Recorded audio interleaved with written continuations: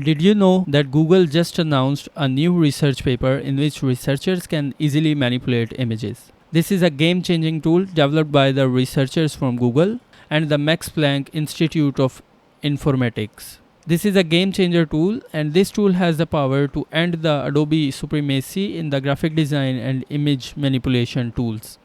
Have a look at some of these videos.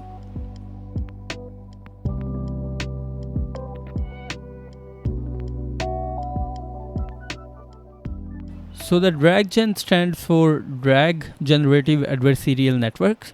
It is built as a revolutionary image editing model that allows users to edit images by dragging points over them.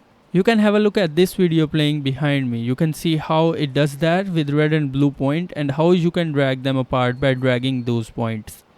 The important thing about DragGAN is that it uses pre-trained GAN, which is Generative Adversarial Network, and it basically creates images that stays within the realistic visuals. This means all edits will look most natural and realistic even if they are significantly different from original images. The generator tries to create images that are so realistic that discriminator can tell the difference.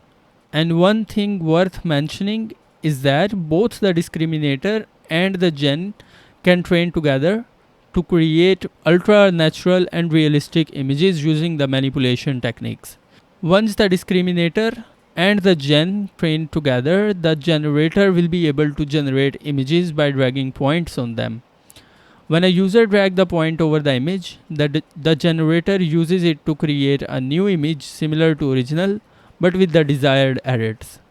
This sounds unbelievable, but it is actually happening now. Please let me know in the comment section what you think about this.